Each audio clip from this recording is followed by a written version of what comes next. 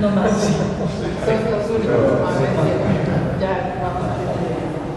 Pues, bueno, vamos a dar inicio al coloquio con una breve exposición de los que han coordinado el libro, la primera parte del libro, que tiene 3 partes. Y les hemos pedido una muy breve explicación de cómo lo armaron. Pero yo aprovecho de una vez para presentar ya que hablo la ventana. La doctora Antonella Romano es catedrática de Historia de la Ciencia del Departamento de Historia y Civilización en la European University Institute en Florencia. Y está entrando a la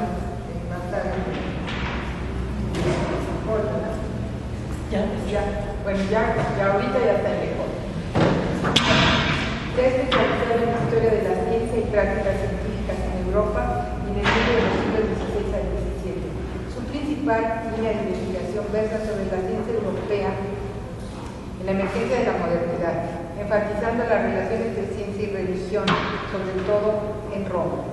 Dentro de dicha línea destaca la aportación de la Compañía de Jesús a la formación y circulación de la ciencia moderna, en lo que denomina revolución científica, acentuando la relevancia de los jesuitas en el proceso que ha conectado la cultura europea con otras partes del mundo. Sus estudios se concentran sobre China y México. A lo largo de su trayectoria ha colaborado con las instituciones y académicos de alto prestigio como el Centro European University de Budapest, la Universidad de Stanford, la Universidad de Roma, la de la Sapienza, y en Francia estuvo trabajando en el Centro Alejandro Cornet y en la Escuela de Ciencias, en la Escuela de Estudios Superiores de Ciencias Sociales de París, de donde es director. No tiene muchísimas publicaciones, no las mencionamos, todo esto. Tiene muchísimo trabajo en muchos idiomas. Ahora, además en lanza el doctor Paolo Merlin. Es académico de la Universidad de Turín. Sus principales temas de investigación son la historia de la educación, la historia de los modelos pedagógicos y las prácticas de difusión de la cultura europea en los siglos XIX y XX. Se ha dedicado al estudio de las teorías educativas practicadas por la Compañía de Jesús en los siglos mencionados, de los manuales empleados en las escuelas y a la investigación del sistema escolar del Reino de Cerdeña en la Edad Moderna. La investigación del Dr. Bianchini ha estado vinculada con la Universidad de Sorbona de París, el proyecto Youth Start de la Unión Europea y la Universidad Sa' Foscari de Venecia. Fue becario de la Fundación Joseph Tobini de Brescia y es coordinador del Banco de Datos Italianos del Manual Escolar EDISCO, aunque también todas estas publicaciones. Bueno, pues vamos a dar la palabra. Muchas gracias. Gracias a Perla y gracias a todos los colegas, las autoridades que nos hicieron la oportunidad de volver en esta universidad que ahora podemos considerar como un lugar nuestro, y porque hace ya muchísimos años que seguimos colaborando con Perla y con los colegas del Departamento de Historia, porque tenemos algo que nos acumula. Lo que nos acumula es la historia de la Compañía de Jesús. Una historia que más conocemos nosotros por su parte antigua, la menos conocida, la parte antigua que pero ha seguramente sido la parte fundacional de lo que se puede considerar una identidad todavía viva, o sea, por lo menos así los esperamos. Nuestro objetivo ahora mismo, en 3 minutos no más, sería, y lo hemos discutido antes con Paulo, sería hacer una presentación de la primera parte de este libro, que tiene 3 partes. Ya, pero la primera no solo es la más larga en términos de páginas, pero sí seguramente la más interesante, no hay duda. Las obras también. Sí. Pero, un poco que hemos conseguido, después que Pentla nos hubiera contactado para pedirnos el honor de participar en esto, y para nosotros ha sido un honor, que hemos concebida como un intento. Todavía mantenemos la idea de ensayo, de experiencia, quizás sería una idea que hace parte de la herencia jesuítica, porque ellos han hecho muchísimas experiencias en el trabajo de concepción de lo que ha sido su papel en la educación, una experiencia con sus límites, es más difícil hacer cuando tienes límites. Los límites eran de tiempo, en primer lugar, o sea que hemos tenido que trabajar muy rápidamente para que este volumen podría salir ahora como el primero de la colección, que gracias a Perla va a ser muy exitosa, y trabajar alrededor de un tamaño, un número de páginas muy limitado también. O sea, eso explica muchísimas de las selecciones que hemos hecho, no solo en términos de construcción del proyecto mismo, pero también en términos de escritura, porque tener 20, 30 cartillas puede ser muy o más para desarrollar las cosas. O sea que nos parece importante subrayar este elemento que, por el cual hemos decidido hacer unas selecciones, ¿no? Y el primer punto que sería importante subrayar en eso es que no van a encontrar en esta primera parte, la mejor, etcétera, pero no van a encontrar una historia de los colegios jesuitas de la antigua Europa. No es lo que hemos querido hacer, suponiendo que eso se hubiera podido hacer adentro de este proyecto, pero no nos interesaba más que todo. Y no nos interesaba porque hay unas historias de los colegios en general, y porque hay una historia muy larga de las historias de los colegios antiguos, de la cual nosotros somos los herederos, no hay duda en esto. Pero lo que nos parecía más importante en el día de hoy para hacer de esta primera parte del volumen un ensayo para poder reflexionar también sobre hoy y más que todo mañana, ha sido elegir a los temas que a nosotros nos han parecido los más importantes, pero que en cuanto a historiadores podemos recoger de esta larga historia de los colegios jesuitas, de la primera compañía de Jesús, de la antigua compañía de Jesús. Y por eso hemos decidido trabajar con, queremos decir, dos elementos fundamentales. En primer lugar, ofrecer un lugar de discusión en estas páginas a tradiciones historiográficas distintas.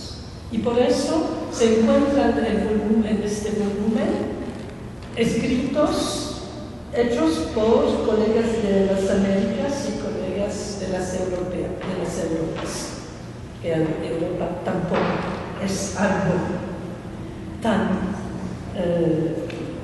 unido y único también, ¿no? Esta selección para nosotros es muy importante porque refleja uno de los cambios fundamentales que se pueden notar en la manera de escribir historia de hoy. O sea, una manera que toma en cuenta un diálogo muy largo.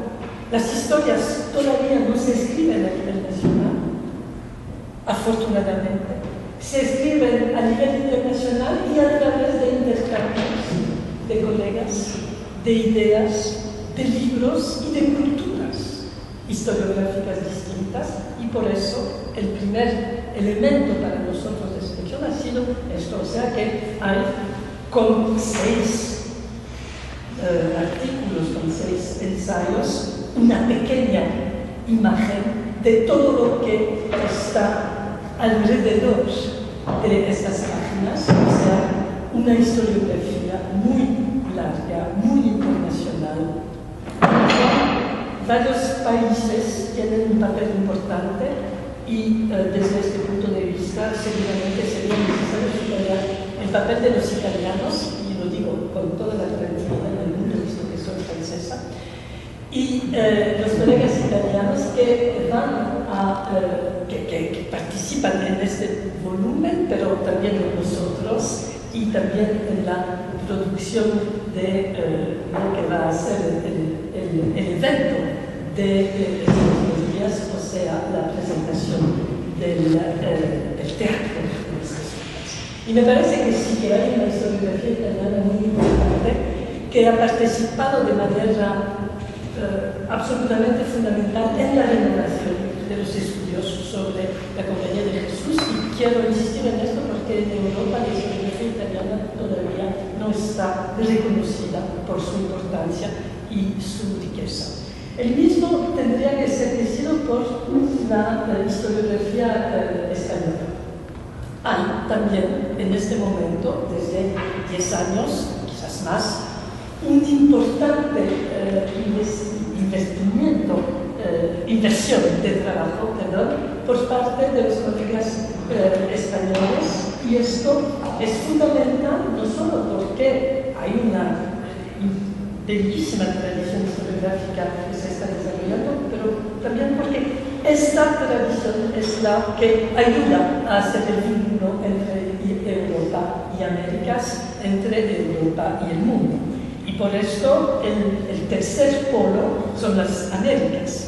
Acá en la Universidad Iberoamericana no hay nada que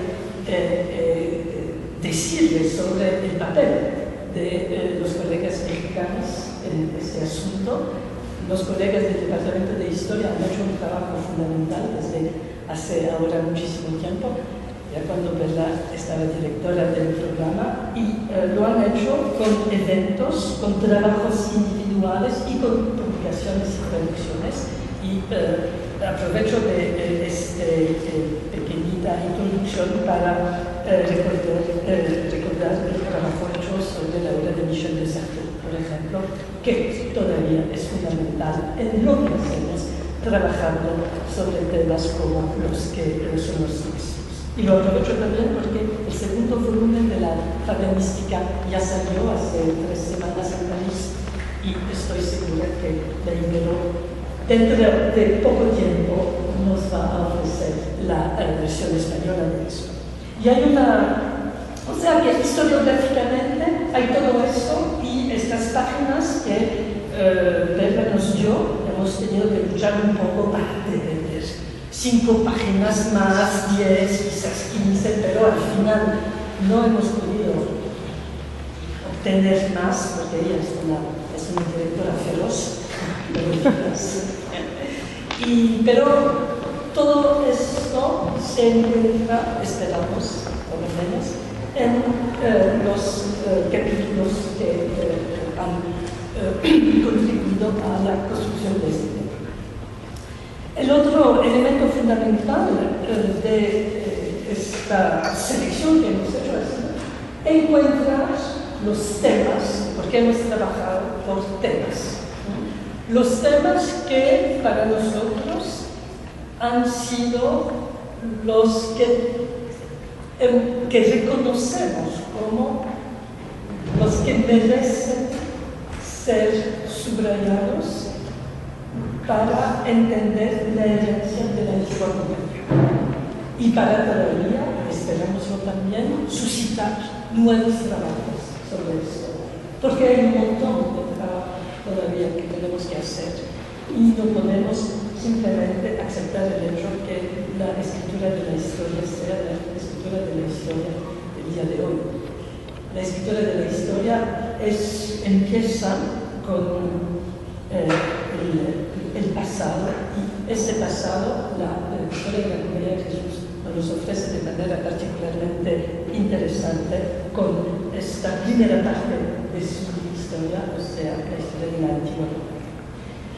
Los temas que hemos seleccionado, hablando juntos y con una tela que siempre ha sido muy disponible en esta discusión, son los que ustedes van a poder encontrar en este libro, que, por decirlo de manera muy rápida y también porque quizás no tenemos todavía todo este tiempo, son en primer lugar los dos capítulos que abren el volumen, escrito por Pablo y yo, pero invirtiendo la cronología por yo ahora, porque yo trabajo sobre el siglo XVI-XVII y él sobre el XVII-XVIII, y eso también es muy importante. O sea que la coordinación entre nosotros ha sido alimentada por el hecho de que tenemos unas visiones complementarias.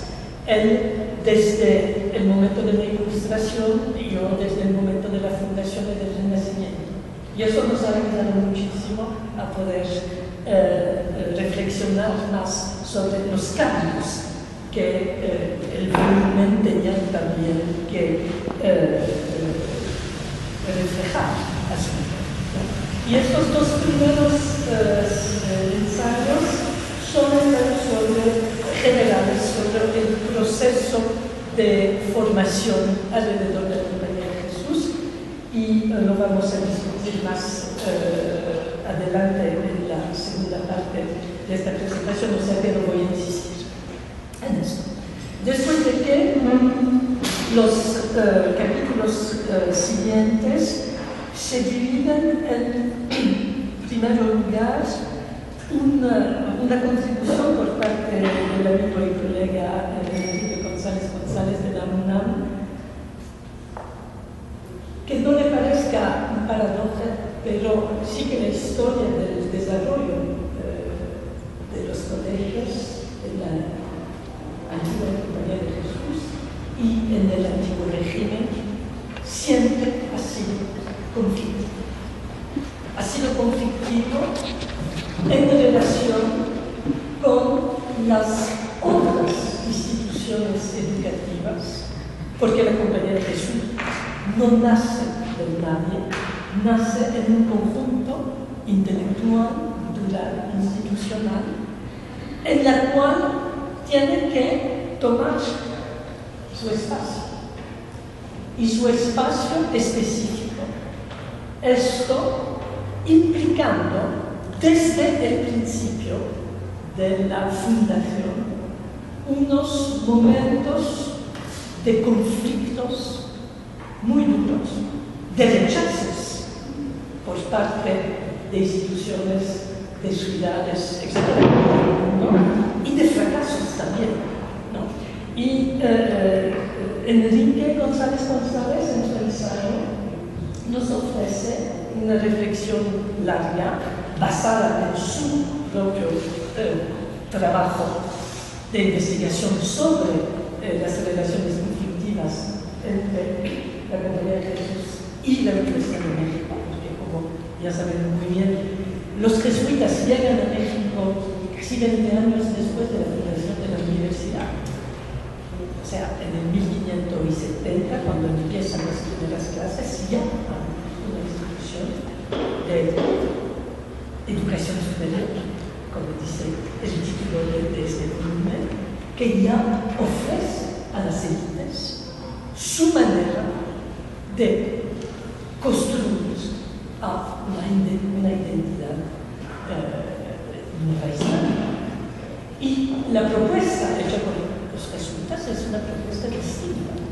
Lo era en el viejo mundo, sigue siendo en el nuevo mundo. Desde este punto de vista, no hay unos cambios fundamentales.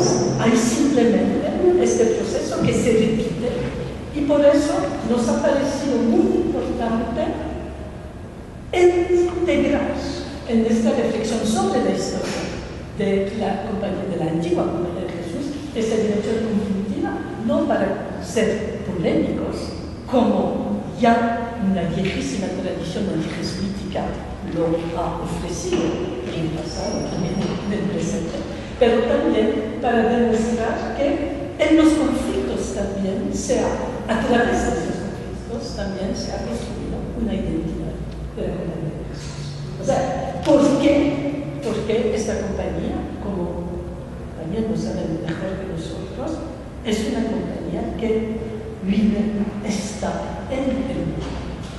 Ser en el mundo significa ser capaz de enfrentarse con lo que está bien en este mundo y todo lo que no le parece bien. Y por eso esta dimensión. El capítulo siguiente nos ha parecido fundamental también porque ilumina una dimensión que para nosotros todavía sigue evidente y se ve en este lugar en particular. Los colegios jesuitas son lugares de cultura que no se pueden pensar sin libros, obviamente. Y sobre la cultura del libro y el papel de la compañía de Jesús en relación con la cultura del libro, ya se ha escrito mucho, hemos ordenado en el 18 Compesa un volumen que estaba muy ubicado en este tema. Lo que nos parecía importante era subrayar esta dimensión de la aportación jesuítica a través de las bibliotecas. Las bibliotecas de los colegios siguen en el día de hoy siendo los lugares de la memoria, los lugares del patrimonio también, que nosotros tenemos que cuidar. Sé que en esta biblioteca hay un cuidado muy fuerte para esta parte de la historia de la compañía de Jesús, que tiene que ser cuidado para poder ofrecer a los historiadores del futuro unas bases para seguir trabajando. ¿Y quién hubiera podido escribir este artículo si no?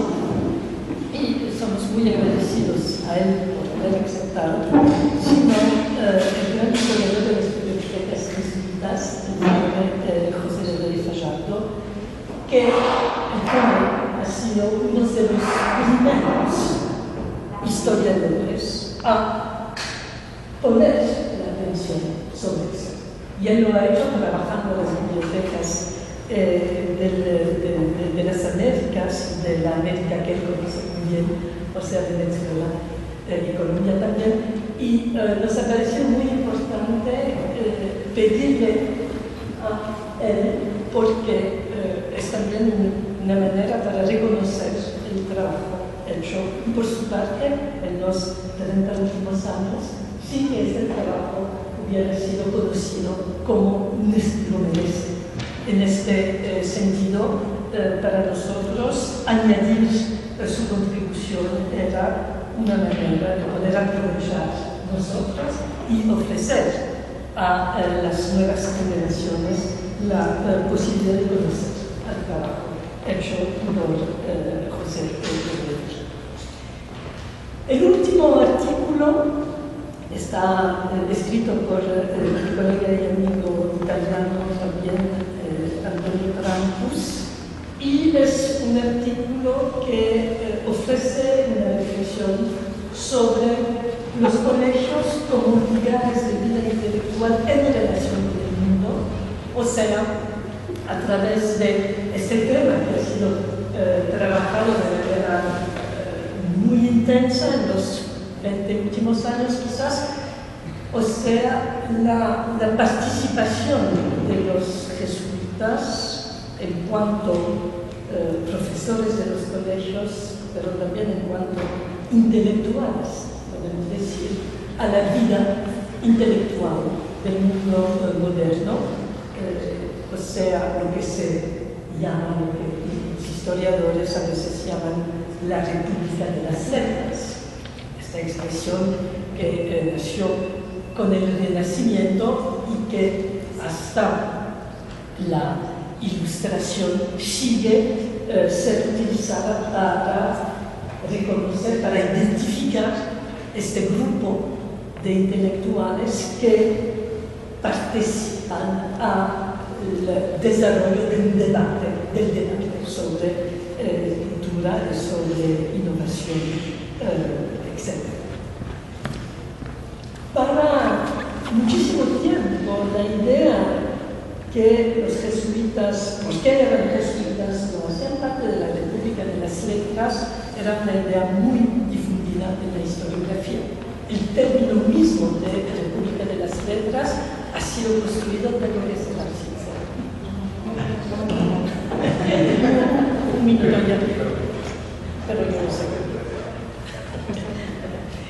Simplemente un minuto, no. La expresión misma nace por parte de estos literatos que se piensan autónomos, que se piensan hacer parte de esta república literaria, o sea, de un mundo libre. Y para ellos, en la Edad Moderna, estamos hablando del antiguo régimen, ser un clérigo, y en particular un jesuita, era incompatible con la idea de libertad de expresión, con libertad de juicio. O sea que hay una larguísima tradición historiográfica que ha rechazado los jesuitas afuera. Después de que muchísimos trabajos han demostrado no solo la aportación de los jesuitas a esta república. O sea, en el día de hoy sería muy difícil imaginar un Athanasius Kircher fuera de las letras del siglo XVII. Pero todavía, cuando yo intento hablar de la aportación científica de Kircher, los historiadores de las ciencias muy positivistas son dicen, pues, estamos hablando de bromas, o sea, estamos hablando de cosas que no tienen ningún sentido científico.